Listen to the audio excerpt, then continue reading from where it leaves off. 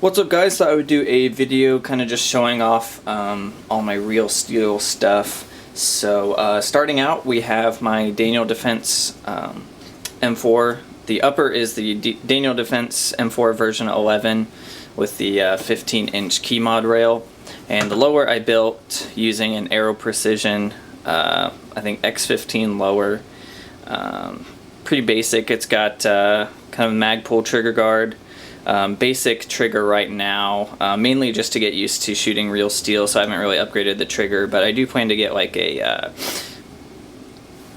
Geisley, like probably their SSA trigger. And then with the grip, I have this is the BCM mod 1, I believe. And then the sling right here, this is just a Viking Tactics wide padded sling, the version 2, the upgraded hardware on it. Move that for now. Grip here, BCM, kind of a nice grip. I like it a lot better than the Magpul grip I had on it before. I like the grip angle a lot better. Moving back to the stock, this is actually the Magpul. This is I think the MOE carbine stock or carbine stock. Really nice full stock.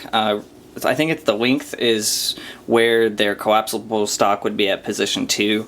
So I think it's a perfect length. You don't have to really adjust it ever, and you have this monolithic channel, whereas with the retractable stocks, part of your cheek would probably be on the metal tube if you were pretty far back on the positions there. So I really like this. Really like the cheek weld it provides, and pretty much the straight channel of a cheek weld versus having, the stock and then the buffer tube and then the charging handle up front. Moving to the charging handle, this is a Badger Ordnance latch. It's pretty nice, a lot better than the stock one. A little bit extra length on there, and it has serrations there. Really nice, easy to grab there.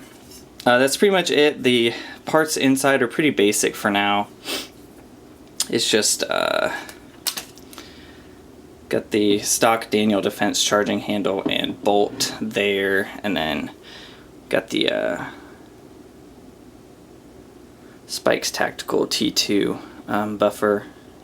Pretty nice, haven't had any issues. I mainly swapped to this because of the stock buffer had that rattle in it. Since it has a lead weight in it, it just rattled a lot and I didn't really like that, so I switched to the Spikes T2 there. The optic I'm using is the Primary Arms ACSS 1:6. Really nice scope. This is actually one of their blemished models that I got on eBay. It was like $199, so really good deal. Got that on an Aero Precision mount. I think this is the SPR extended mount. I'm pretty sure that's the mount, but really lightweight mount, really lightweight scope too. Didn't really add a whole lot of weight. A lot of variable optic scopes are pretty top heavy, but this is a really nice balanced rifle. I really like it a lot. And speaking of the scope and the reticle, it was really easy to get used to and really easy to adjust to get on target. It took me, I think, I did one group of 3 and then we adjusted it out to 100 and it was hitting bullseye pretty regularly. So not a whole lot of issues with that. And that was just with 55 grain ammo. Moving to the rail, as I said before, Daniel Defense slim 15-inch key mod rail. Recently switched to the Unity Tactical vertical grip. Really short, really lightweight. I didn't really like my BCM CAG, so I switched to a traditional vertical grip, and I like that a lot better than the BCM CAG. Really nice grip angle. I really like it a lot. Not too expensive either. So that's the rifle for right now. Pretty much done with that. Probably switch out the trigger and then probably start upgrading little bits and pieces inside that. Moving on to my Glock 19. Pretty much the same as before. Glock 19. Got the worn tactical sights. Plain black rear, and then the fiber optic front. It's a really nice setup. I really like the plain black with the fiber optic red. Glows really well, really easy to acquire the sights on this. And then for the magazines, nothing in there, empty magazine. Got the, these are just off of eBay, it's just some generic +2 plates, but holds 17 rounds versus the 15 that they held before, and I haven't had any issues. It's actually just the stock follower and the stock spring in there. Haven't had any issues with that.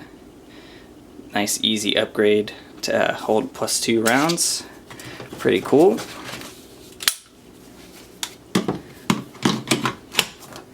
And let's see, probably the next addition would be my Glock 43 that I kind of showed you guys before. There's nothing in the mag there. Empty gun. And these, I upgraded the sights to the Trigicon HD. These are really nice sights, pretty expensive too, but they each have a glow, a tritium kind of dot in the front and the 2 rear. Really nice glow sights there. And then the front actually has a photoluminescent orange. You can either get orange or yellow. I went with the orange, but it's pretty nice. Once it's out in daylight, if you move into a low light, the orange will actually glow quite a bit, which is actually really nice. Haven't had any issues with these sights. They're pretty wide rear, kind of higher profile than the stock Glock sights, but I haven't had any issues with shooting them. With the magazines, I have the Pierce. These are the +1s. And I actually Dremeled them down a little bit because I wasn't a fan of how flared out the kind of like the pinky extension was. So I kind of Dremeled it down. Now I think it fits pretty well with the gun there. And for carry ammo for this right now, I have the Hornady Critical Defense. This is the 115 grain 9mm that I plan to carry. With the Glock 19, I actually have a bunch of Federal HST 147 grain for the Glock 19, which actually shoots really well through that. But I wouldn't have an issue carrying either. I did a lot of research on rounds for carry rounds, and the 115 grain Hornady's Critical Defense actually performed really well and about on par with the Federal HST 147 grain.